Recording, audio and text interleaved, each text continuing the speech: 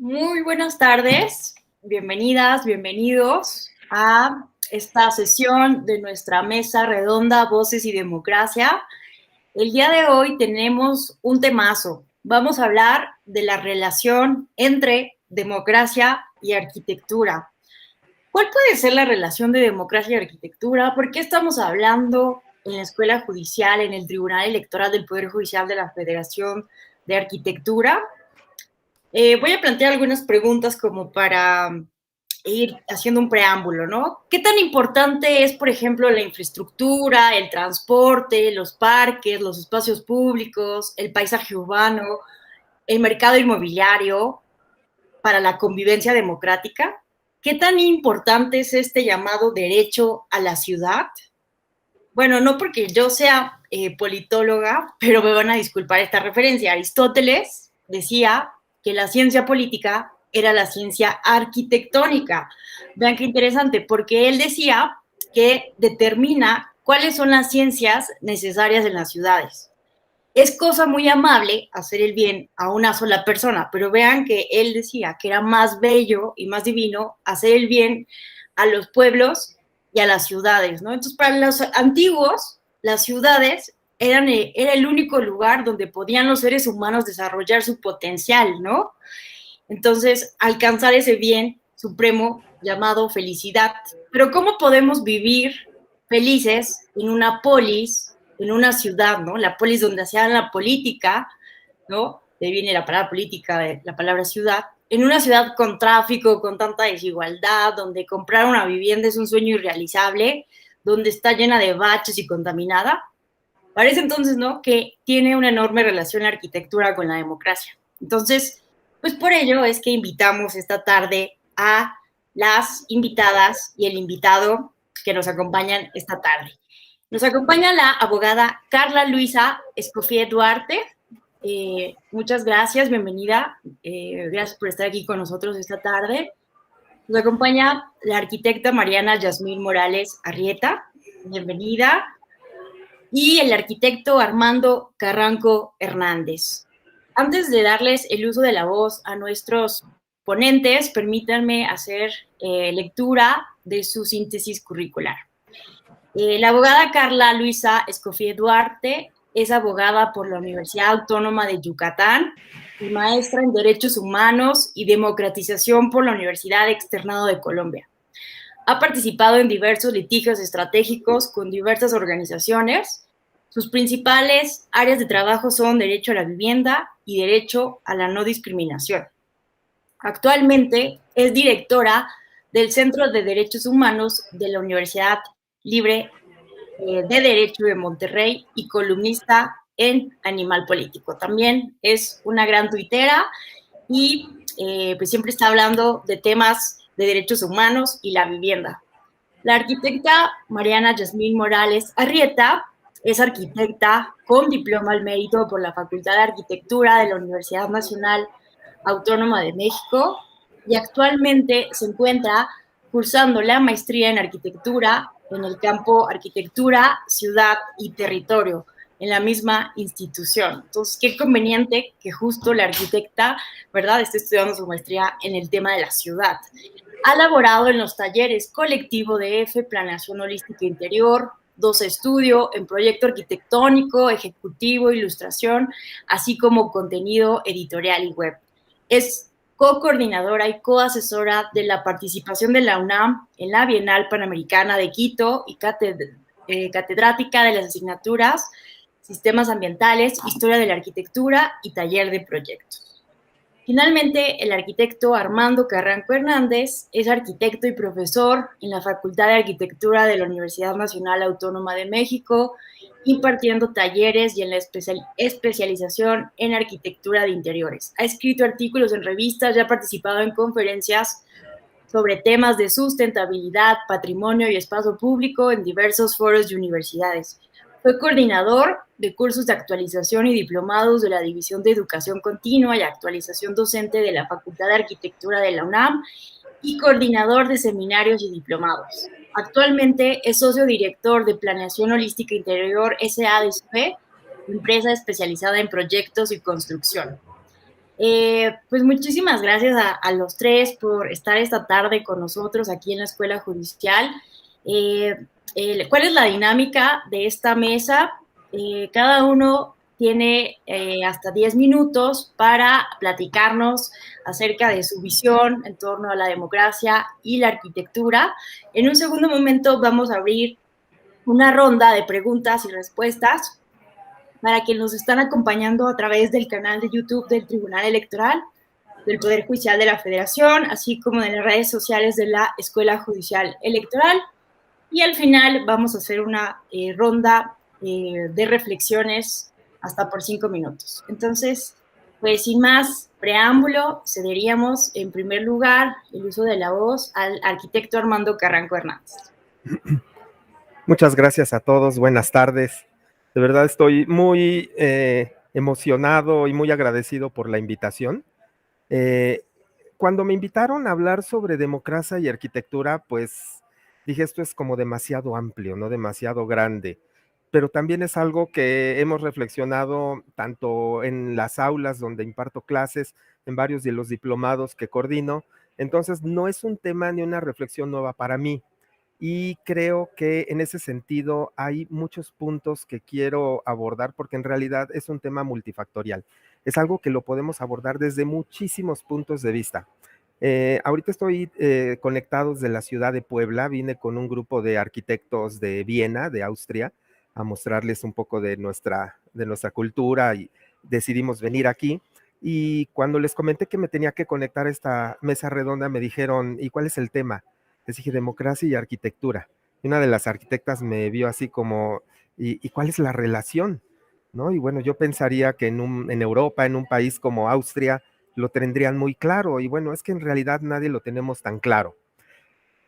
Creo que aquí quiero empezar haciendo una reflexión sobre desde dónde podemos ver nosotros como arquitectos la relación de la arquitectura con la democracia y que inevitablemente debe estar conectada con la gente.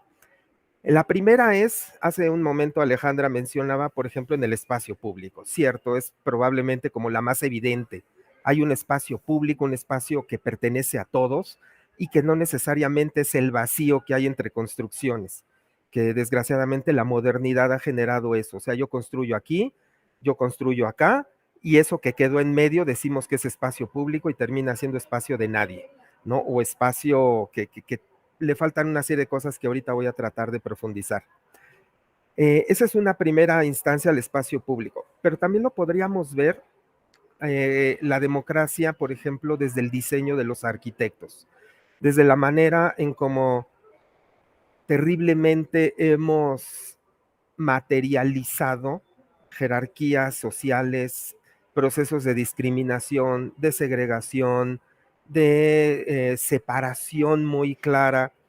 Por ejemplo, cuando en una casa, vamos a hablar, por ejemplo, la casa de nuestra maravillosa casa Patrimonio de la Humanidad de Luis Barragán, en donde vemos los espacios que habita Luis Barragán, son maravillosos, las vistas que se privilegia, pero también hay que decirlo, ¿qué pasa con la gente que trabajaba en su casa con él?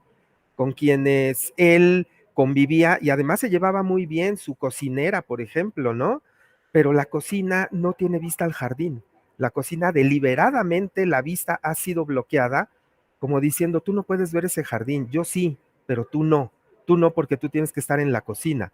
Y ni hablar así tantos proyectos que tenemos que cuando los revisamos a lo largo de la historia, por ejemplo, cómo se hacían los edificios de departamentos en los años 50 en la Ciudad de México, con un, le llamábamos cuarto de servicio, ¿no?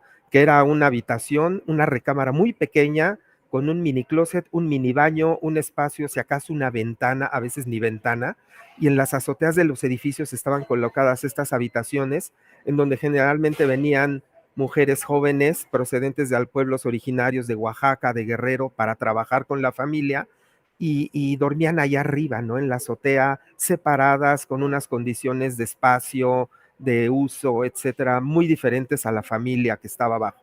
Eso también es arquitectura y democracia, ¿no? Porque estamos separando y estamos discriminando y estamos segregando. Entonces, desde el diseño lo podemos ver, ¿no? Cómo hacemos, por ejemplo, tuve la oportunidad de trabajar para un hotel importante en Cancún Y pues sí, evidentemente el acceso principal, el lobby lleno de objetos caros, etcétera, una vista con mucho diseño, con mucho trabajo ahí, pero en cambio por atrás la entrada para los empleados del hotel, que también son seres humanos, pues era una cosa terrible, asfixiante, agobiante, con un comedor insalubre y una serie de carencias de habitabilidad, y entendemos que no son las áreas principales, pero no por eso se les va a dotar de espacios carentes de toda y absoluta calidad de vida. No importa que sea un pasillo para que entre un empleado, también es un ser humano y también requiere cierta antropometría, un nivel adecuado de iluminación, y sobre todo, hay que decirlo, somos seres estéticos. No podemos prescindir de un mínimo acercamiento estético que nos mantenga emocionalmente tranquilos, hacer nuestro trabajo con gusto, en un área de trabajo que son bloques de cemento con tubos ahí atravesados, con señalamientos técnicos de camine por acá, prohibido es pasar a este lugar, no toque de este lado. Es decir, todo esto también forma parte de la democracia. O sea, al final del día la democracia se va a expresar en términos de habitabilidad, yo le llamaría más que de arquitectura, en muchos aspectos. Entonces, no solo es el espacio público, sino es cómo diseñamos, cómo habitamos, cómo vivimos, cómo organizamos el espacio para que todos podamos convivir con él de manera equitativa. Entonces, creo que ahí hay una gran tarea por hacer, y esto tiene que ver con una grave deficiencia que tenemos en las escuelas de arquitectura desde que estamos ahí formándonos, y es que nos centramos mucho en las formas, nos centramos mucho en cómo va a quedar nuestro proyecto y hacemos una maqueta o hacemos un render y lo decoramos, lo llenamos de luces, etcétera, de situaciones a veces falsas, ¿no? Ponemos cielos ideales, ponemos un pasto verde hermosísimo, ponemos hasta gente guapa y generalmente blancos, de cuerpos muy bien formados, ¿no? Me refiero a los renders, a estas imágenes hiperrealistas que son falsas, pero nos acercan hacia dónde vamos. Entonces ahí ya empiezan a suceder una serie de situaciones que vamos fomentando desde la escuela, y cuando vemos que en realidad lo único que hicimos fue soñar formas estéticamente agradables, también una estética dictada desde centros de poder, desde donde nos dicen cómo es la estética que deben tener las ciudades, y que lo empezamos a visualizar. Ahorita yo lo estoy viendo aquí en la zona llamada Angelópolis en Puebla, estéticas absolutamente ajenas a nosotros, que no tienen nada que ver ni en cómo habitamos ni en cómo vivimos, pero se exportan y nosotros vamos reproduciendo de manera acrítica e inconsciente. Todo eso se va fomentando desde la escuela, y creo que lo que necesitamos es ser más transdisciplinares, es decir, desde la escuela ser más, acercarnos más a otras cosas que no sean solo diseño, solo arquitectura, solo forma. O sea, a mí me encantaría, por ejemplo, que Calicho diera clases en la Facultad de Arquitectura y nos hablara de todo eso que habla de la vivienda desde la óptica del otro, del que habita, no desde la óptica del que diseña e impone una forma de vida.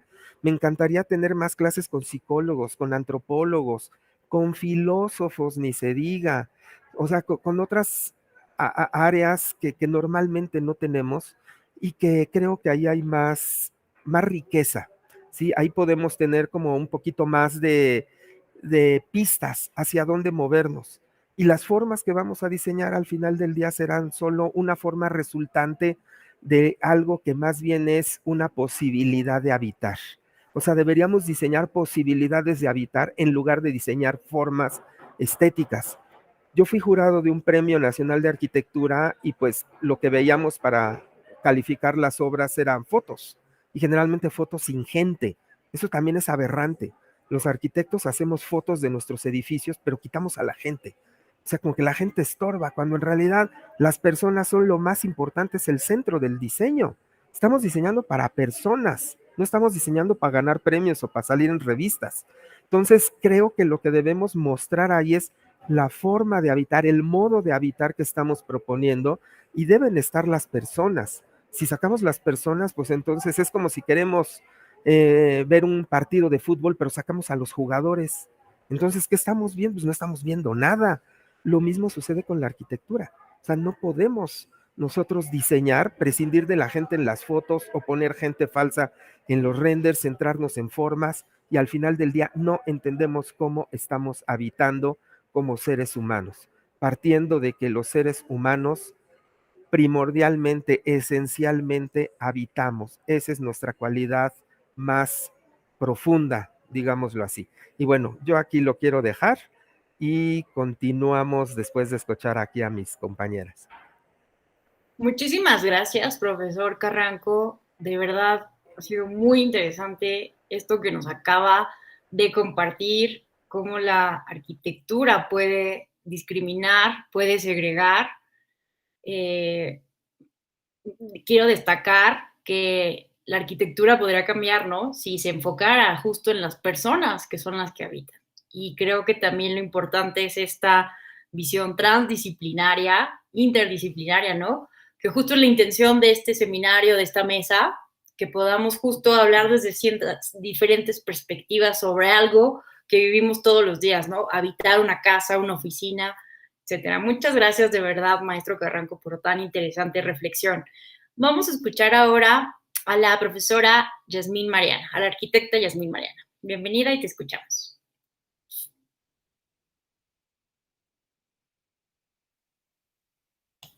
Ok, un segundo porque voy a compartir pantalla. Y se supone que ya.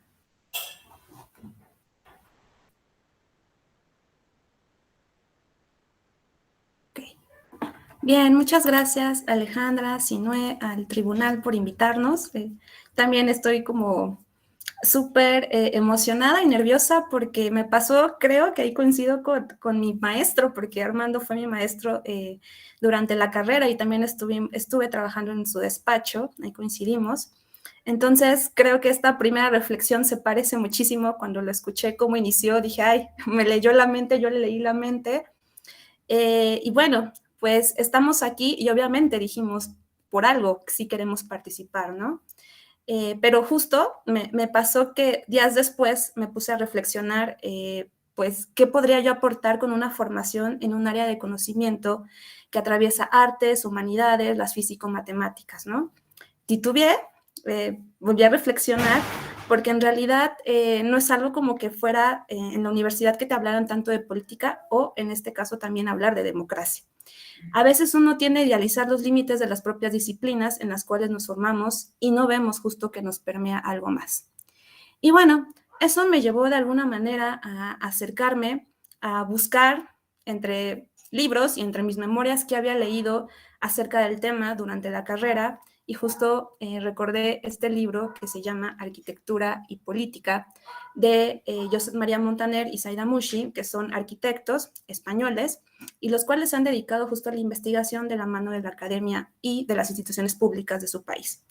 Es un libro que leí en el primer año y debo confesar que lo sigo consultando porque me parece que rescata proyectos que han puesto diversos temas que parecen ajenos a la arquitectura, porque a veces solo se piensa que nosotros, nosotras, arquitectas y arquitectos, construimos casas, o a veces nos confunden con los ingenieros. También hice pues, este libro, de alguna manera, más bien dicho, me regreso al anterior, toca temas como movilidad, infraestructura, equipamiento, vivienda, espacio público, por mencionar algunos. Todos los días, en alguna parte del mundo, se realizan proyectos que buscan beneficiar a sus comunidades fuera o dentro de las ciudades. Sin embargo, vivir en una ciudad no garantiza mejores condiciones de vida.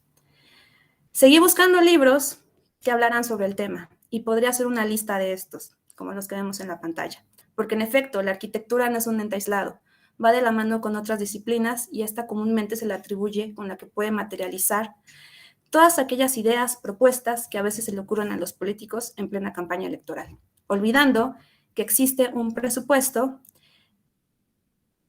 así como el tiempo que tienen ellos a su cargo.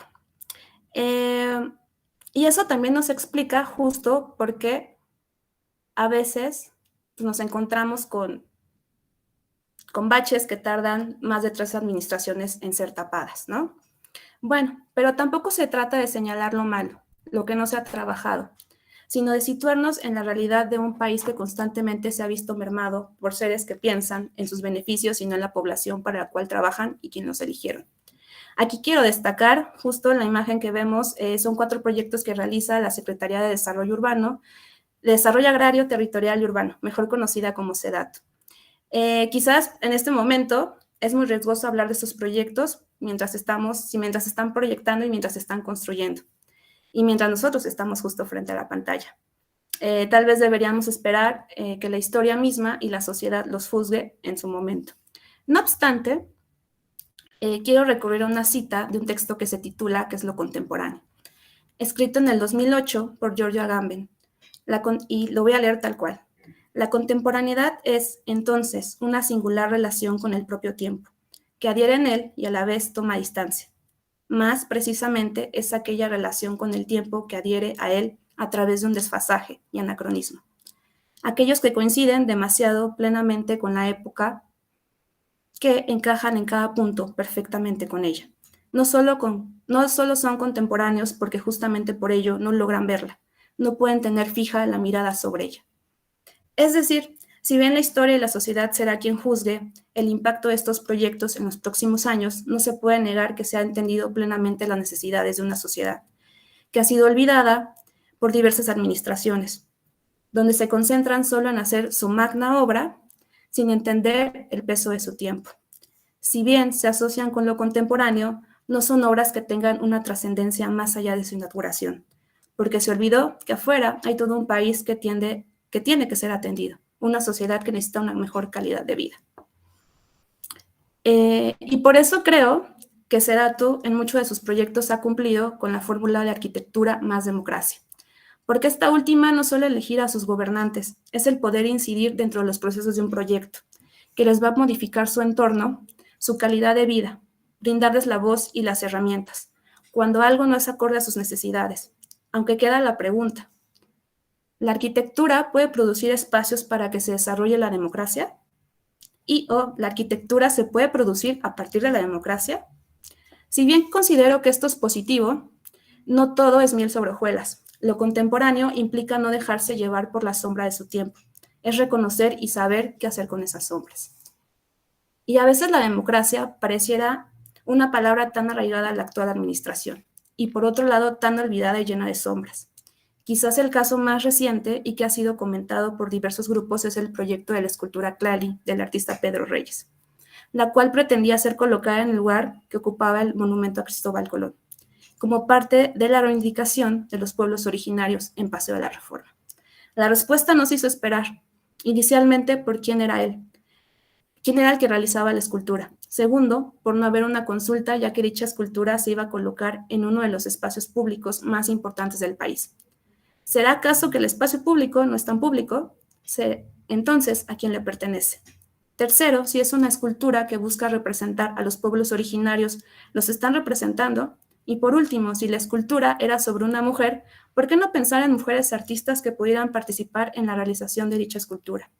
Pueden surgir diversas preguntas y tal vez estemos o no de acuerdo con la escultura y quién la realice, lo que intentaba comunicar. Lo que sí es cierto es que se debe de hacer algo más allá que una escultura para resarcir la brecha entre los pueblos originarios y quienes no pertenecemos a ellos.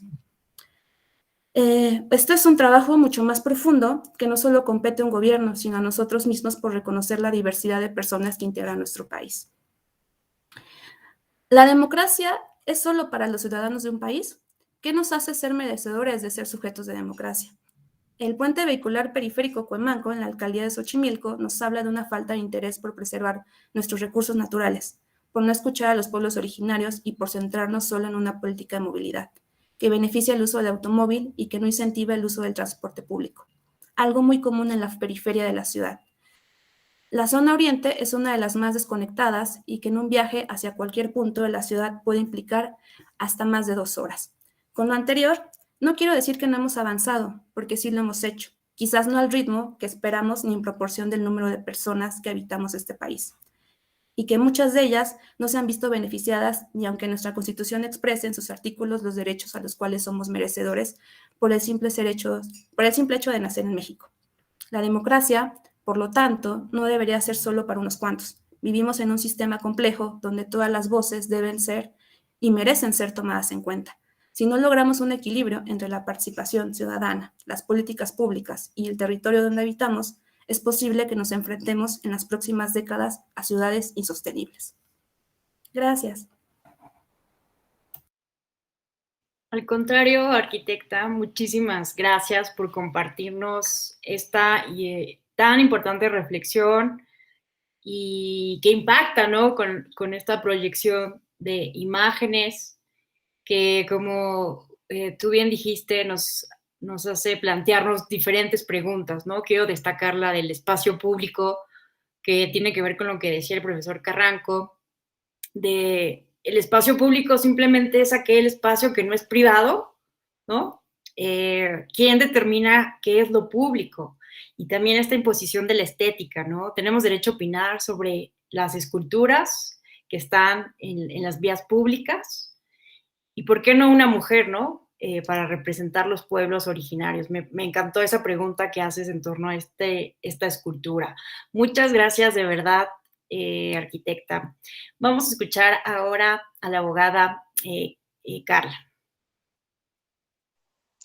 Muchas gracias y muchas gracias, profesor Armando, y a Mariana por las exposiciones previas.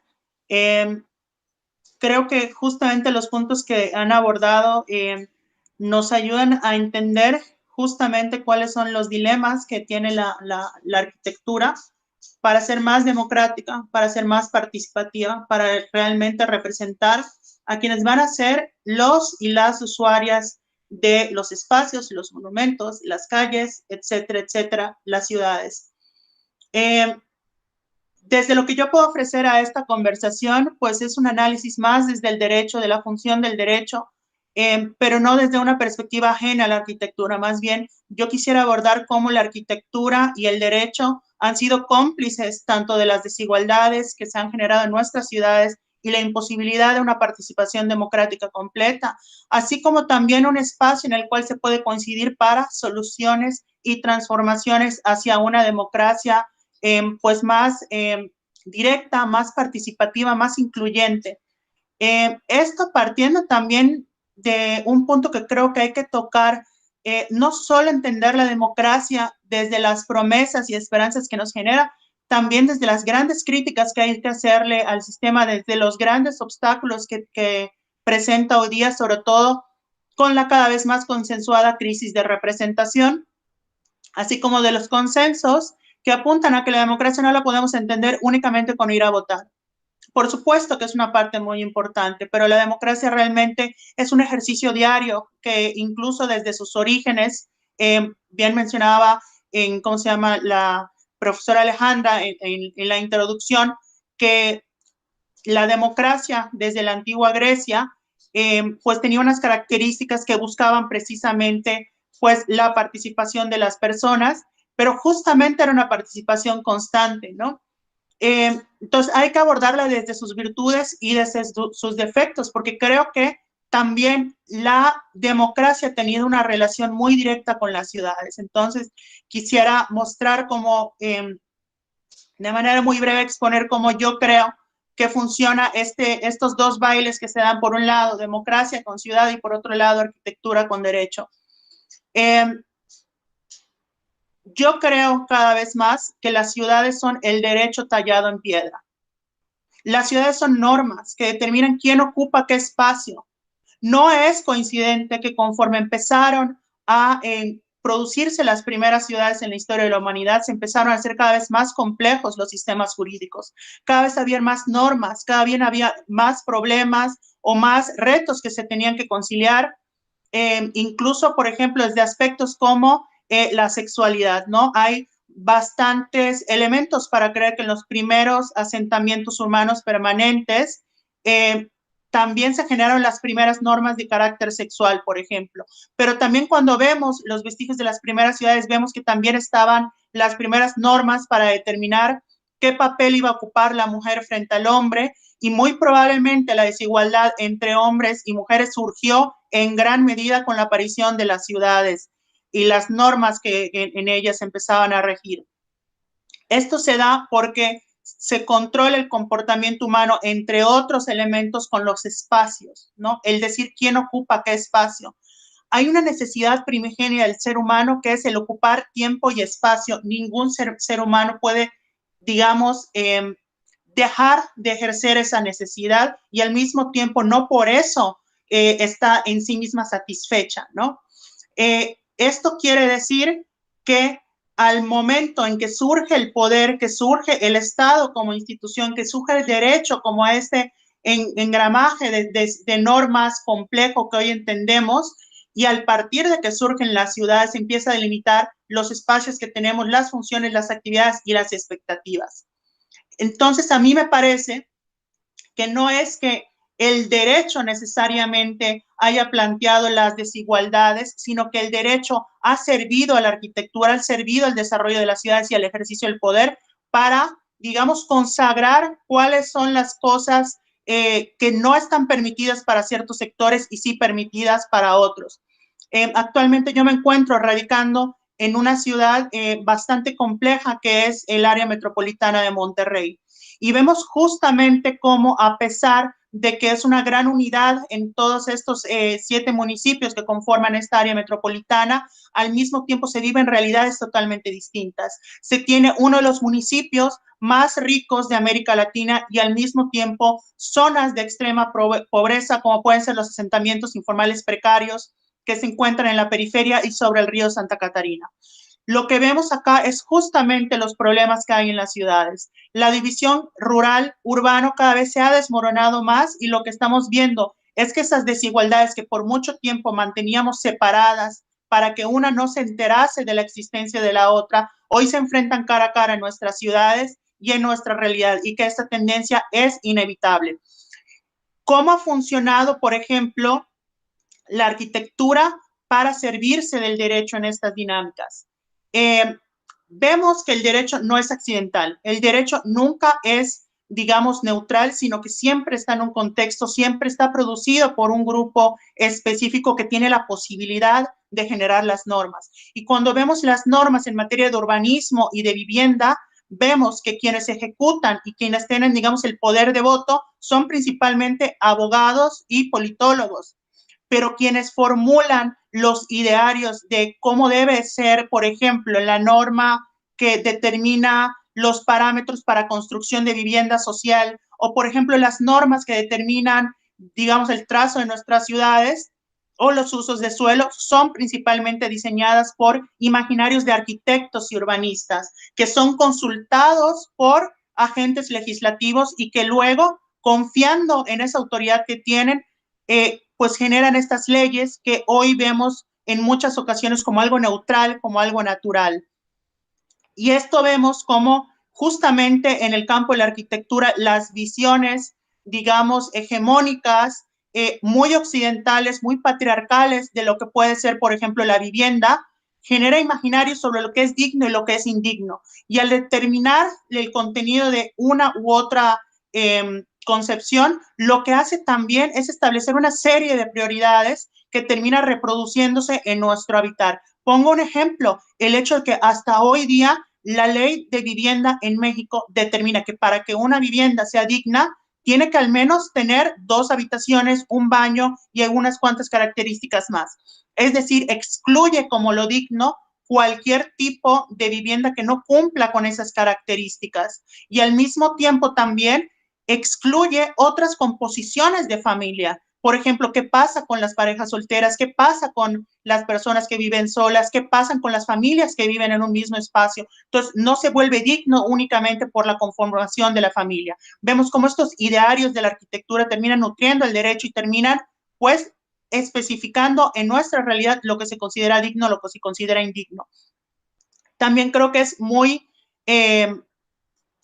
acertado el planteamiento que se hace de este espacio de democracia con arquitectura, justo porque, como mencionaba la profesora Alejandra, el tema del derecho a la ciudad es una de las grandes conclusiones en las cuales yo creo que arquitectura, urbanismo, derecho, ciencia política nos podemos encontrar y centrar para darnos cuenta que no somos ciencias separadas, sino que somos ciencias encargadas de una misma realidad y que debemos ponernos en un mismo espacio para cada quien aportar lo que tiene desde su expertise para la construcción de sociedades más justas. Y esto es porque el derecho a la ciudad surge no solo de Lefebvre, sino que también de varias reflexiones que se dieron a posterior de cómo estábamos entendiendo los espacios. Esta idea de la ciudad mecanizada que soñó Le Corbusier, en la cual determinaba que cada zona de la ciudad iba a tener una funcionalidad específica, y justo como mencionaba el profesor Armando, borraba a la gente, sino que digamos, la ciudad se volvía un medio y fin en sí mismo, y la gente era aquello que ocurría mientras la ciudad rebosaba de su esplendor y de las características que un equipo de arquitectos soñó desde un escritorio. Y digo arquitectos en masculino, porque normalmente los que más tienen la palabra son hombres y no las mujeres. Y en esa lógica, lo que vemos es que el derecho a la ciudad exige como uno de sus principales elementos la participación ciudadana. No puede haber movilidad, no puede haber definición de espacios, no puede haber combate a la pobreza si no hay esa participación ciudadana a través de consultas, a través de otro tipo de mecanismos. Entonces vemos que cada vez más a los problemas urbanos que han sido generados por esta lógica tecnicista, ajena a la realidad, ajena al habitar y, digamos, fundamentalista de la construcción de las vigas y de los mapas, ha generado unas ciudades que son deficientes y que no permiten en sí mismas el ejercicio de la democracia. ¿Y cuál es la solución que normalmente damos a este problema? Reproducir el mismo esquema a través de planes de desarrollo urbano o mecanismos de coordinación metropolitana que no están incluyendo el derecho a la vivienda, que no están incluyendo el derecho a la ciudad y que por lo tanto no nos están incluyendo como personas que vamos a habitar y que somos las principales destinatarias de estos espacios que hemos llamado ciudad. Entonces, yo lo que creo es que las críticas que tienen que hacer en casa los arquitectos, que tienen que hacer en casa los politólogos y politólogas, también las que tenemos que hacer en casa desde el derecho y desde el urbanismo, deben también compartirse, porque han sido cómplices, y hasta que no entendamos que esa división ha sido verdaderamente discursiva, más no real, no vamos a atender estos problemas. Tendemos a hablar de buscar una cercanía entre áreas, cuando realmente esa cercanía ya está y está operando, y justamente retroalimentan estos elementos y estos problemas a los cuales nos enfrentamos hoy día. Entonces, la solución más bien es por qué aquellos que toman estas decisiones y que están reproduciendo todos estos esquemas que ya demostraron que no funcionan, sí están en coordinación, sí están en ese contacto interdisciplinario, y quienes tratamos desde nuestras cualidades y nuestros indudables y a veces hasta insuperables defectos de pensar en que las cosas pueden ser mejor, tendemos siempre a discusiones endogámicas, ¿no? Arquitectos y arquitectas discutiendo entre ellos, politólogas, politólogos discutiendo entre ellos, abogados y abogadas a veces discutiendo entre ellos porque no solemos escucharnos mucho.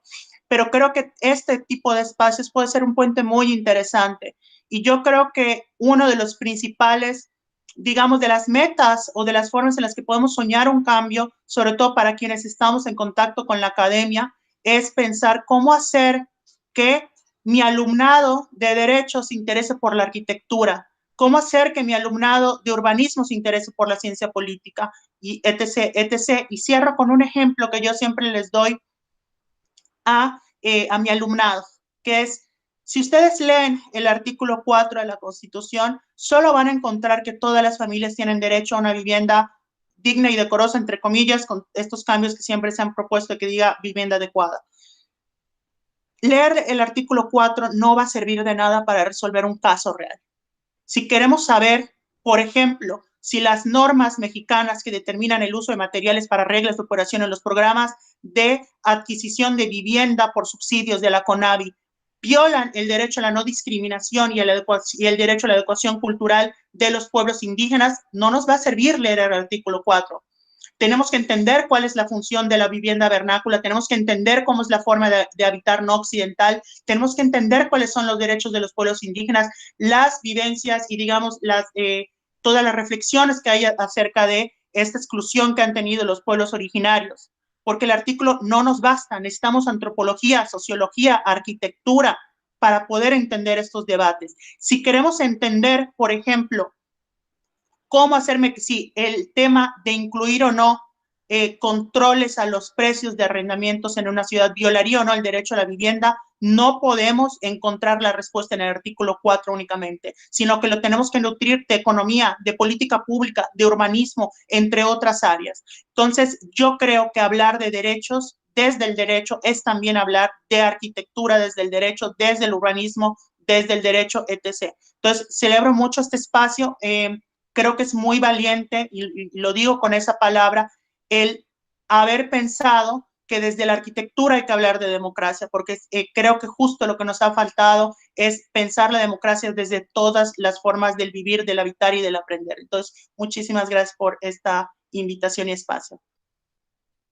No, hombre, gracias a ti, abogada Carla. De verdad, me gustó muchísimo esto que dijiste de que las ciudades son derecho tallado en piedra. Me pareció magnífico esto.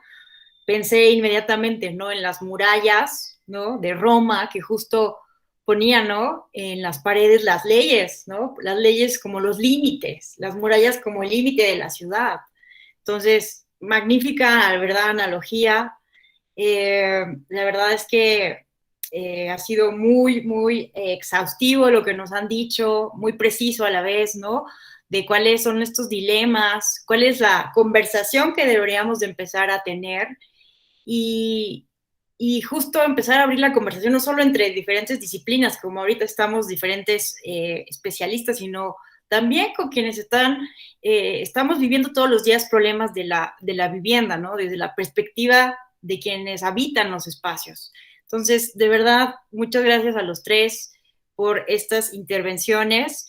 Han llegado algunas preguntas ya, me voy a permitir leerlas. Quien quiera hacer uso de la voz, simplemente levante la mano y vamos viendo, no importa el orden. La primera pregunta es, ¿cómo la transformación de espacios de socialización de los parques a los centros comerciales son un reflejo de las formas de exclusión social modernas? Y hablando de exclusión, pregunta Alonso, ¿qué sucede con los diseños hechos ex profeso para que las personas en situación de calle no hagan uso del espacio público? ¿Qué reflejan ambas sobre la democracia y sus formas?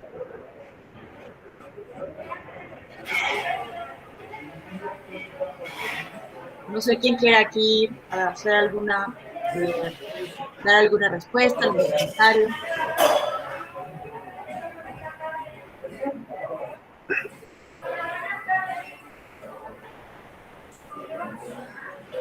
A ver si puedo. Claro que sí, Sí. adelante. Es que creo que tuve por ahí un problema de red.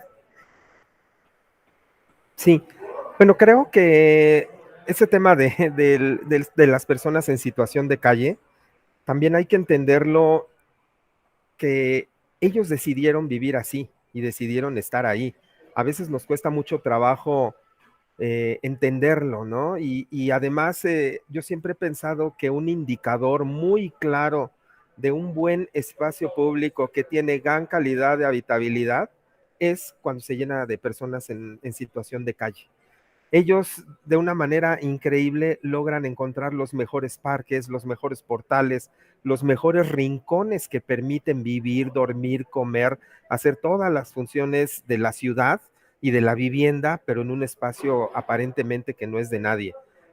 Cuando suceden estas situaciones de poner estas barreras para que no se sienten, no se acuesten, no pasen por ahí, no descansen, etcétera, pues evidentemente estamos negando algo con una arquitectura muy agresiva, con diseños agresivos, pero no estamos solucionando nada.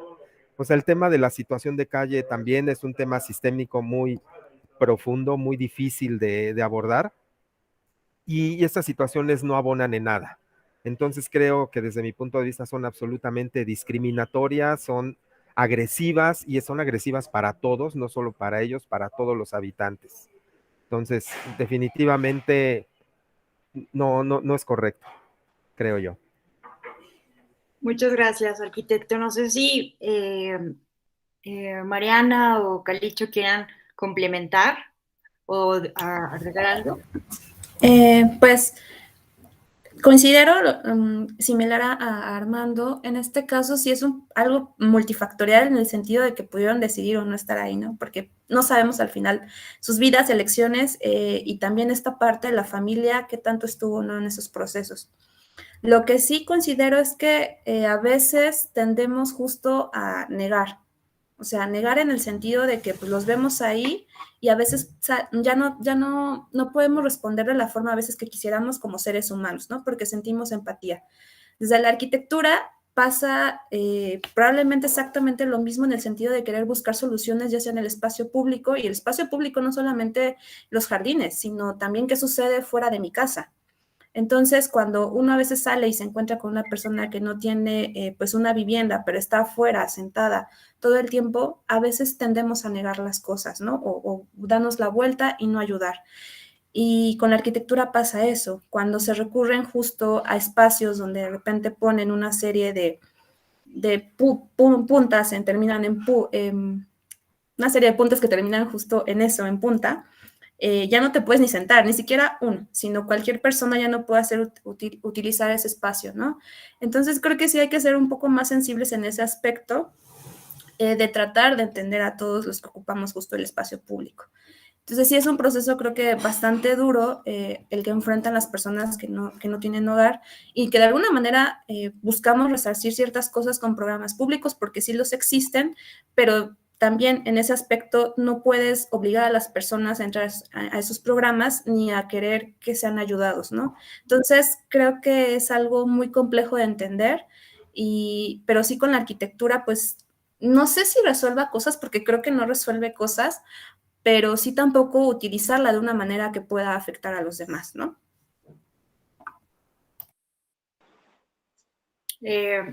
Kalicho, ¿quieres agregar algo? Sí, bueno, complementar porque realmente coincido con lo que han mencionado el profesor Armando y la profesora Mariana.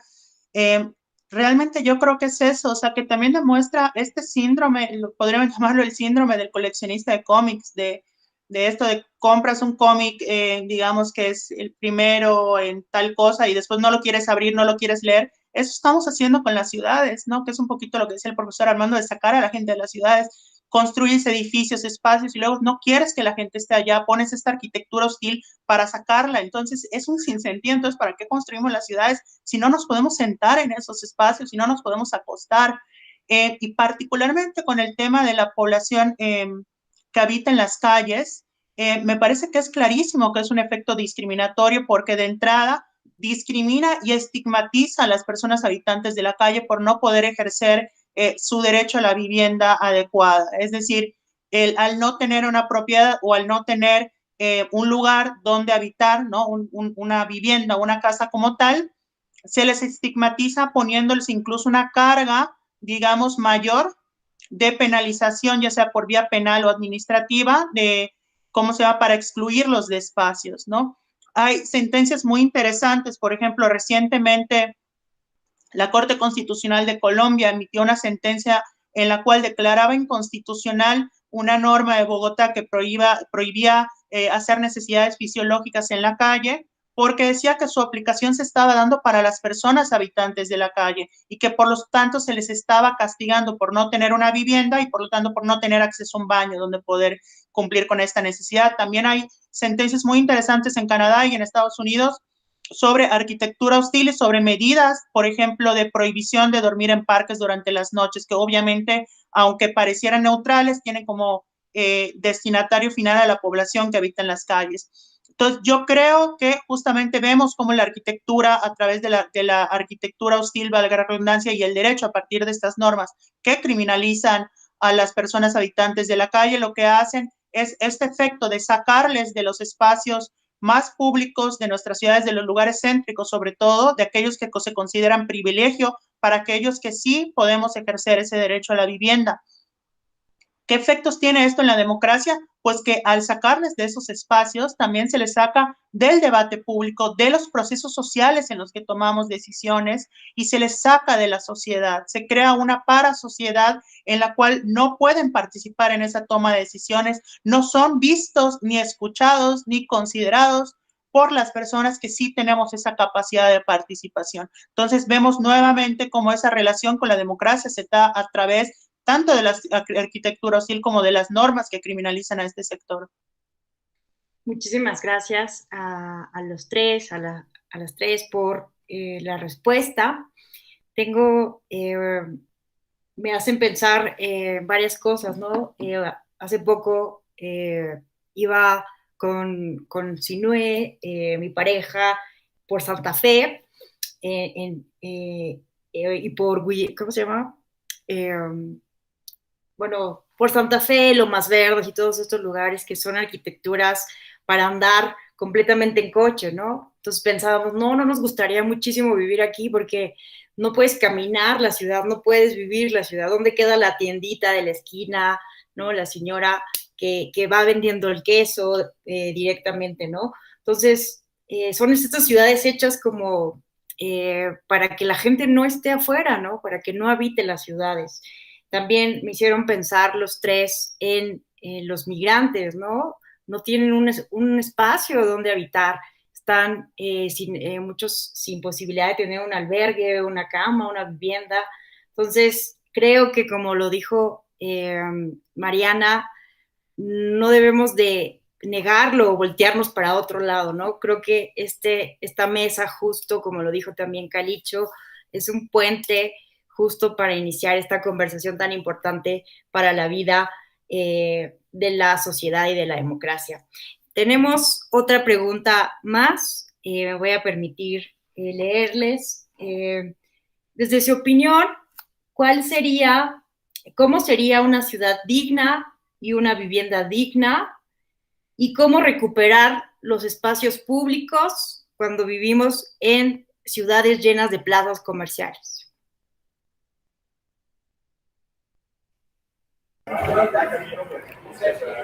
Bueno, a ver, voy a comenzar igual en el orden que estamos a intentar responder eso. Yo creo que una parte muy importante de eso que le llamamos dignidad o vivienda digna, entiéndase por eso lo que cada quien quiera, desde mi punto de vista, primero es la separación indisoluble de la vivienda y la ciudad. No se hace vivienda sin ciudad y no se hace ciudad sin vivienda. Es verdaderamente atroz que, así como se mencionó hace un momento, desde que la modernidad a través de estos proyectos le corbusianos cargados de imaginarios pueden separar distintas formas de habitar, más no funciones, porque también es un error llamarle así, en donde el espacio donde tenemos una cama, un baño, un comedor, una estufa, le llamamos vivienda y eso lo separamos de la ciudad, ahí ya empezamos mal. La vivienda tiene que estar inmersa en la ciudad, mezclada en la ciudad.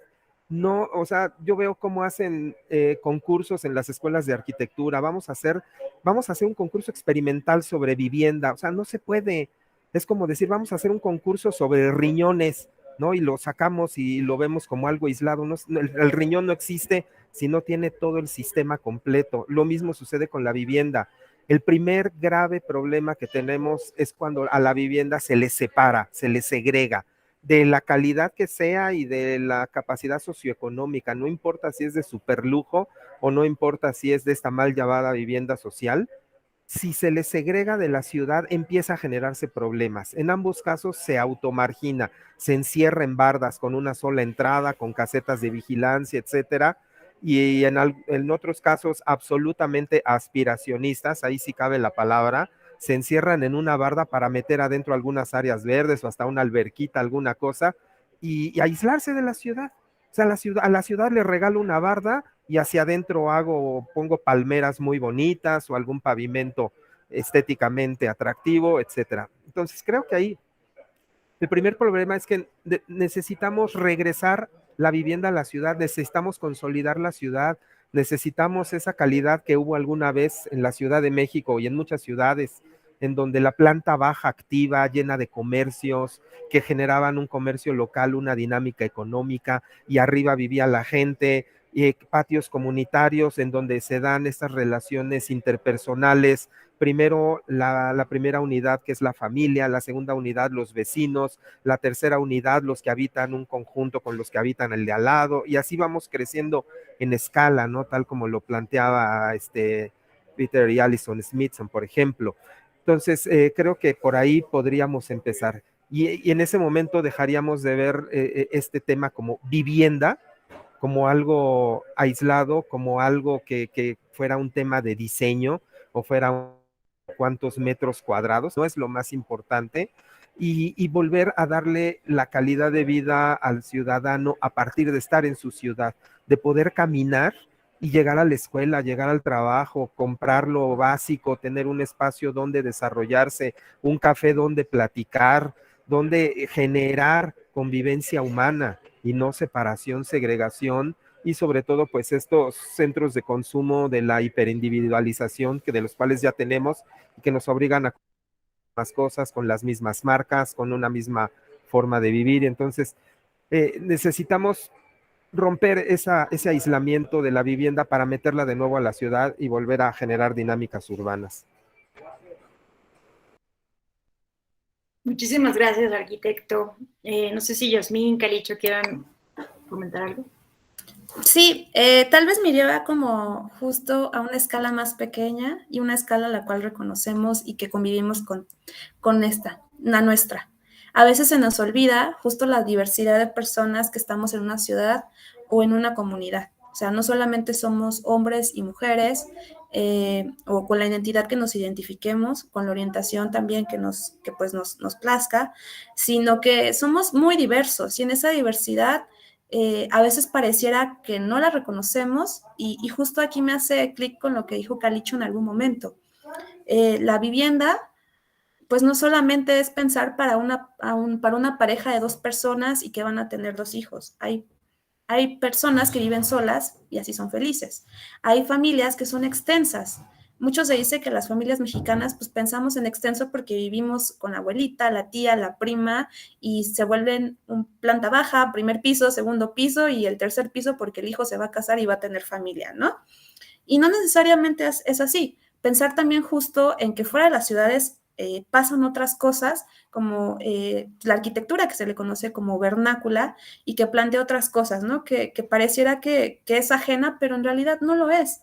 O sea, justo responde a su contexto, justo responde a cultura, responde a ideología y responde también a la parte natural que a veces se olvida, ¿no? Entonces creo que sí me iría inicialmente con entender quiénes somos y con quiénes estamos conviviendo, porque justo lo otro a veces se nos olvida. Y la otra tiene que ver con la participación y ser activos políticamente. O sea, a veces se nos olvida que somos sujetos políticos y a veces se nos olvida que cuando nosotros elegimos a alguien, pues también somos responsables de las acciones que hagan y también somos responsables de decir, pues esto tal vez no debería hacerse así y eso también me corresponde a mí como ciudadana y ciudadano y que pareciera que no lo hacemos. Con una simple actividad de hacer una llamada, un reporte de este bache y estamos llame y por eso ponía el ejemplo, pasan 3 administraciones y pareciera que no nos responden y a veces uno pierde el desencanto o pierde justo el interés por ser sujetos políticos, ¿no? Entonces yo creo que tiene que ver con participación y siempre intentar, más bien dicho, continuar, seguir siendo activos políticamente, porque con un desencanto nos perdemos en el camino y tampoco se trata de eso. Entonces, yo os invitaría justo a la participación. Muchas gracias, arquitecta Mariana. Abogada Carla, ¿quieres comentar algo? Sí, muy brevemente igual, porque vuelvo a suscribir con lo que ya mencionaron y en serio, la verdad, me parece muy enriquecedor como este espacio y escucharles. Yo lo único que quisiera aportar es esta reflexión sobre justamente que dejamos de hablar de lo digno.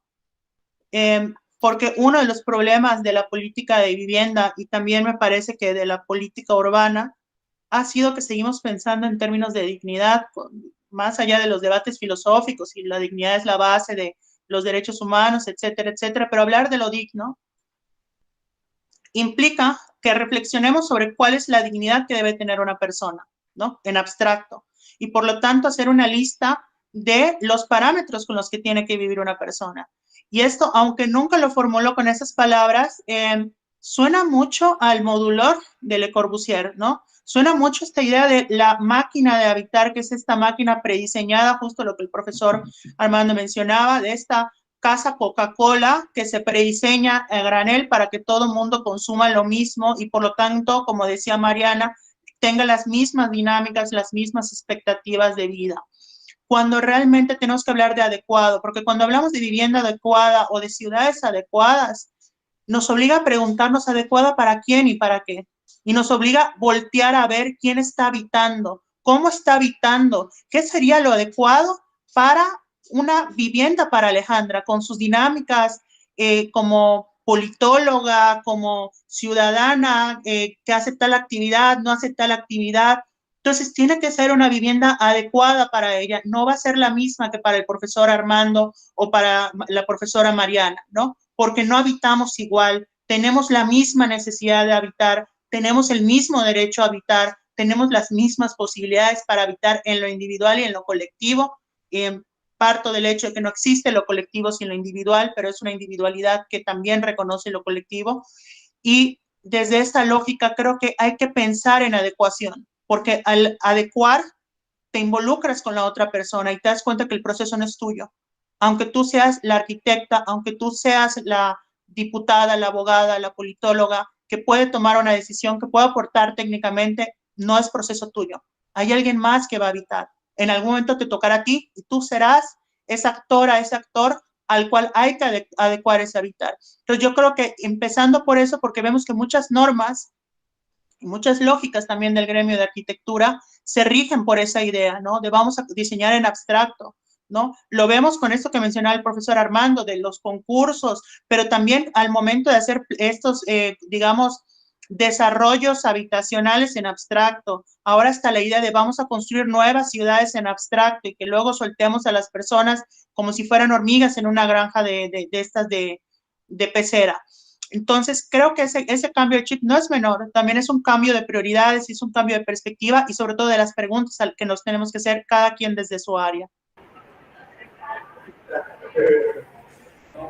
Y bueno, y aquí, si me permiten, quisiera agregar algo a lo que acaba de decir Calicho, que es muy importante cuando habla de que las viviendas deben ser adecuadas a las personas. Creo que hay un punto fundamental, es que la arquitectura debemos quitarle el patrocinio o exclusivo a los arquitectos. Es decir, la vivienda, las casas que construía la gente hace muchos años no eran tema de la arquitectura. Los arquitectos hacían los grandes templos, los grandes edificios, sobre todo porque necesitaban alguien que organizara la cantidad de personas que tenían que trabajar para hacer esas magnas obras, y ese alguien era quien tuviera esa capacidad de organización, de visión, y ese era el arquitecto. La propia etimología de arquitecto es eso, es el jefe de la construcción, el primero que está en las construcciones de piedra. Implicaba conocimiento técnico, manejo de materiales, manejo de procedimientos constructivos y sobre todo mucha capacidad de organización.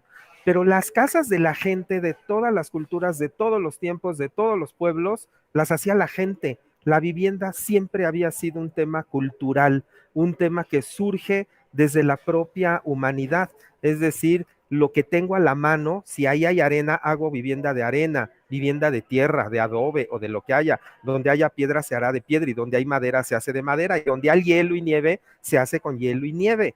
Pero algún día alguien decidió que la vivienda era tema de los arquitectos y en ese momento es cuando la vivienda se desarraigó de toda cualidad cultural y entonces empieza a surgir todo esto que estamos viendo, precisamente con estas viviendas en donde hay un modelo abstracto para un hombre y una familia genérica y efectivamente pues no se atienden los 11 modelos de familia que dice el Instituto de Investigaciones Jurídicas de la UNAM que existen, pero tampoco se atienden otras formas de vida, de habitar, porque no habita igual una comunidad tzotzil en Chiapas que una comunidad tarahumara, que un habitante de una ciudad como aquí en Puebla, donde estoy en la capital. Entonces, todos estos modos de habitar deberían generar una vivienda distinta, inmersa dentro de un colectivo que se llama ciudad.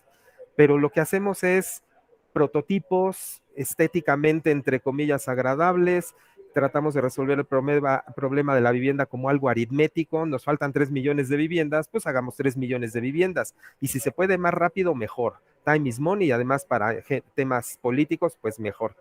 Y no nos ocupamos de lo importante. Entonces yo partiría también de que los arquitectos los tratemos de hacer también un poquito de lado y dejemos que las familias construyan, que las familias se empoderen, deciden, supervisen. Nosotros apoyar, sí, desde la parte técnica, si acaso, pero no tratar de imponer ni modelos estéticos, ni formas de vida, ni mucho menos unas cualidades de habitar que están en nuestros imaginarios, que desgraciadamente son deformados a veces de manera terrible en las escuelas. Muchas gracias, arquitecto, por este complemento.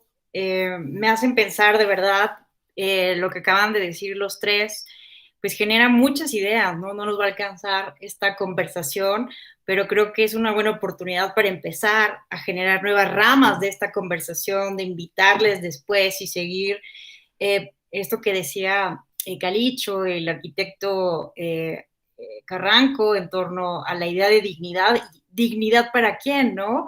Y justo esta idea de progreso, ¿no? De un modelo occidental, pues nos llevó a ese paradigma de la asimilación forzada, ¿no? De los pueblos, las comunidades indígenas, siempre buscando imponer, ¿no? Desde lo abstracto, desde la filosofía abstracta, lo racional, que sería lo mejor, ¿no? Sin escuchar. Justo, pues me hicieron también pensar en esta frase que dijo Jane Jacobs, periodista y urbanista autodidacta, que no hay ninguna lógica que pueda ser impuesta a la ciudad. La gente la hace y es a ella, no a los edificios, a la que hay que adaptar nuestros planes, ¿no? Entonces, qué interesante, la verdad, lo que acaban de comentar los tres. Hay algunos comentarios que nos dejaron aquí en el chat. Ya no son preguntas, simplemente les voy a dar lectura. Bueno, aquí nos recomiendan una lectura hecha por el doctor José Ramón Narváez, quien es profesor de la Escuela Judicial Electoral, que escribió un texto que se llama Arquitectura Jurídica, Certeza y Seguridad en el Derecho. Les invitamos a todos quienes nos están acompañando desde las redes sociales, desde el canal de YouTube del Tribunal Electoral, a que le den lectura. El doctor Alonso también publica, nos comentan aquí, nos comparten una publicación en torno a una crítica en torno a la producción del espacio físico y social, una visión desde Henry Lefebvre, una visión desde la sociología. Aquí nos comentan también Alejandro Lozano, no olvidemos la importancia que tuvo la arquitectura para la democracia en la polis griega. Carlos Valls nos comenta, y en el régimen nazi, ¿no? También como la arquitectura, el arte de los regímenes totalitarios, pues ahí tenía una forma de control. Se caracterizan, ¿no?, los regímenes totalitarios por un estilo arquitectónico grandilocuente y espantoso por lo general. En fin, muchísimas gracias a los tres. Daríamos una última ronda para que nos compartieran su reflexión final. Entonces, empezaríamos, si están de acuerdo, tal vez con, bueno, no, más bien no quiero imponer un orden, quien quiera empezar, la verdad, con esta reflexión final.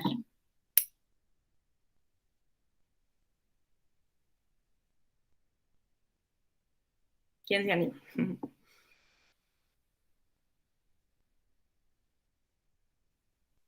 Bueno, yo más que, bueno, como reflexión, nada más, pues partiría mucho de la gratitud, en verdad, con este espacio. Yo creo que se agradece normalmente los espacios por una cuestión de cortesía. En este caso es más allá porque verdaderamente celebro que estemos dando estas discusiones. Como tristemente suele pasar, llegamos a las discusiones muy tarde en el último vagón latinoamericano de estos debates en los cuales, pues insisto, en otras latitudes, en otros países de nuestra región, ya habían empezado con esta interacción interdisciplinaria y que en México, pues creo que todavía nos falta mucho, pero espacios como este me parecen muy buena señal, ¿no? Y la verdad a mí me da mucha, pues, emoción, sobre todo pensar que, pues, por ejemplo, mi alumnado o el alumnado del profesor Armando, de la profesora Mariana, puedan plantearse tener más en común, ¿no? El pensar que esto puede cambiar y que futuras generaciones pues tengan, ¿cómo se llama?, esa posibilidad de normalizar más la interacción entre disciplinas. Y también eso no quiere decir que ya cerramos changarro y que ya pues no tenemos remedio, vamos a seguir reproduciendo los errores que hemos cometido. No, al contrario, también eso implica una carga doble para nosotras, nosotros, de ver cómo romper esos patrones con los cuales ya nos educaron y que a veces reproducimos sin darnos cuenta. Entonces, frente a eso, yo creo que hay que recordar que las ciudades son un derecho y justamente al ser un derecho se ejerce, no se diseña, se entiende, no se planifica. La mejor manera de planificar es entender para identificar los problemas y sobre todo, pues recordar que además de ser un derecho, es inevitable que habitemos. La única forma de que un ser humano deje de habitar es dejando de existir.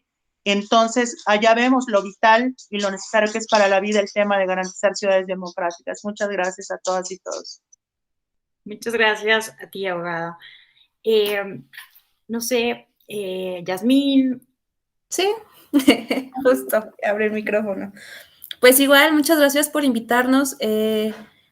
Para mí fue raro, como lo dije al inicio, a veces pareciera que hablar de arquitectura es hablar en foros de arquitectura, ¿no? Entonces, de repente, encontrarte con temas que no sabes cómo abordarlos, pero que los has abordado de alguna manera en el quehacer arquitectónico, que uno lee lecturas que no solamente tienen que ver de arquitectura, que uno se acerca también a los artículos, a la Constitución, a escuchar otras voces de otras disciplinas, cuestionarnos cosas y que nosotros también les cuestionemos cosas, creo que de alguna manera pues nos ayuda en ese aspecto, ¿no? Entonces, yo más que una conclusión me quedo con muchas preguntas y creo que eso es lo interesante cuando estamos en un foro o una mesa de este tipo, porque permite de alguna manera ir abordando pues temas que parecieran ajenos, pero que en realidad nos cruzan a muchas disciplinas.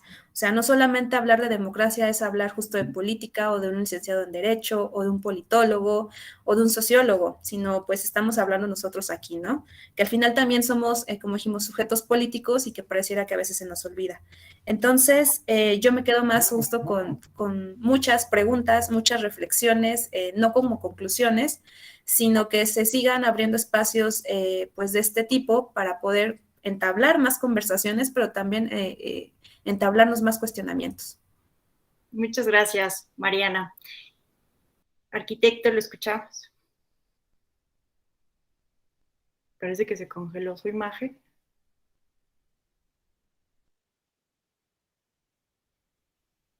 Creo que sí.